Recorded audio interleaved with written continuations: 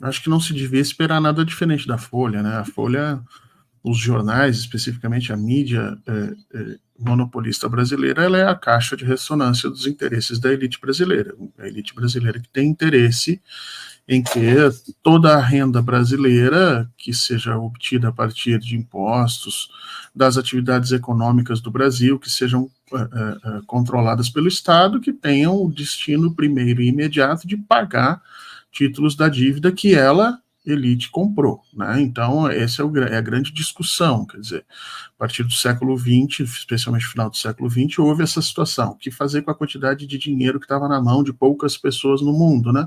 Não tinha atividade econômica que desse lucratividade, então o que eles fizeram? Empresta para os estados se desenvolverem. Mas, para isso, eu preciso criar um mecanismo que os estados sejam obrigados a pagar primeiro os seus empréstimos para depois sanear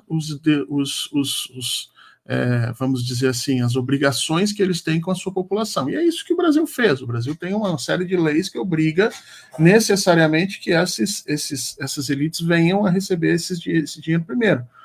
Então a Folha vai trabalhar nisso. Quando o presidente Lula... E aí a gente tem que abrir um parênteses aqui, né? Existe um Brasil antes de sexta-feira e um Brasil depois de sexta-feira, tá? A fala do presidente Lula não foi só contra, efetivamente, algumas ideias do Ministério da Fazenda. O presidente Lula tocou em 8 ou 9 pontos, por exemplo. Ele botou a bola no chão na questão do Ministério da Justiça, avisando ao Flávio Dino para parar com essa loucura de ficar tentando usar os militares como estrutura de auxílio das forças de segurança, dizendo comigo não vai acontecer isso. Foi uma baita burdoada.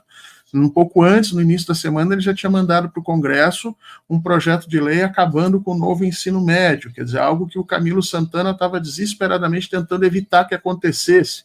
Ele vai lá e faz que aconteça, né? Já tinha chamado o pessoal da comunicação e ter dito que as últimas pesquisas estavam muito ruins, que era necessário que se modificasse isso, né? Entre outras coisas que ele falou ali, quer dizer, foi uma sexta-feira, olha, foi assim, foi um terremoto em Brasília, né? Ele sai, o presidente volta, acho que é o momento em que ele marca o retorno dele depois da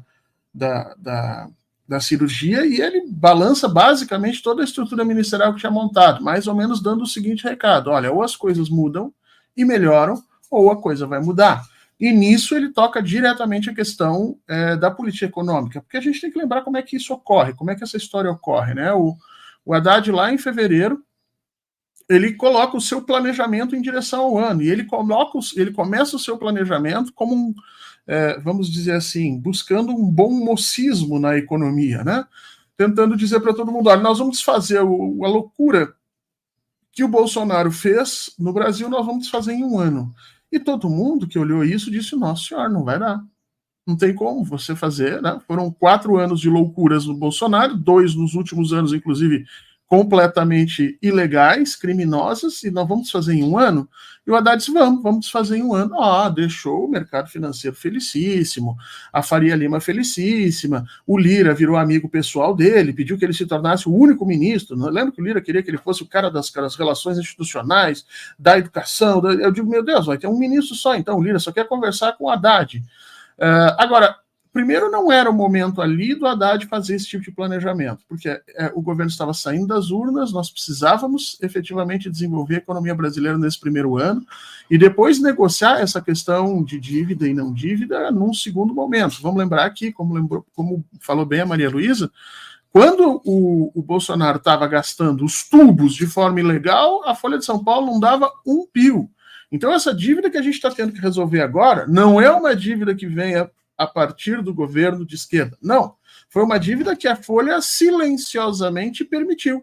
Né? Então, aí é que vem a grande questão. E o Haddad, lá atrás, se comprometeu em pagar no primeiro ano. Eu sei que a Simone Tebet foi contra, o Alckmin foi contra, Rui Costa foi contra, a presidenta Gleisi Hoffmann foi contra, grandes nomes do partido disseram: não há necessidade, Haddad, nós podemos fazer isso um pouco mais adiante, podemos imaginar um déficit ainda no primeiro ano, na casa entre 0,75 e 0,25, para dar uma condição da gente poder sobreviver, porque o Brasil está crescendo hoje, gente, não se engane. O crescimento que nós temos no primeiro ano do governo brasileiro é em cima do gasto público.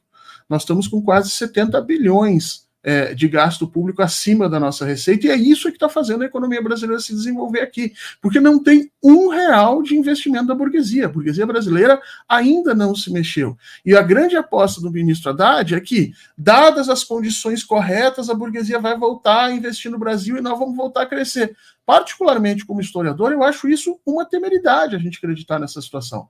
Porque a burguesia brasileira não se enquadra naquilo que nós chamamos na academia de ator racional. Ela não toma suas decisões baseado num cálculo de custo-benefício. Ela toma suas decisões baseado em questões ideológicas. E como questão ideológica, ela não vai investir durante o governo Lula.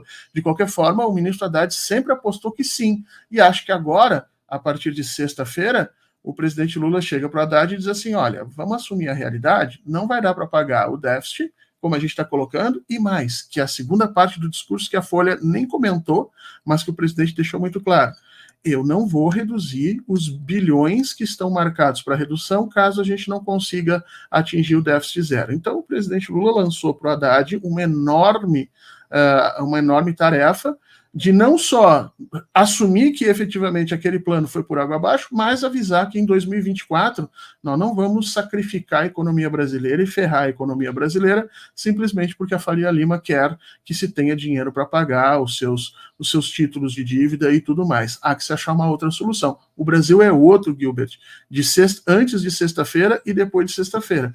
Pelo menos no ânimo e no caminho que o presidente indica. E hoje já está em todos os jornais o aviso de que várias pessoas estão pedindo ao presidente começar a pensar uma larga reforma ministerial.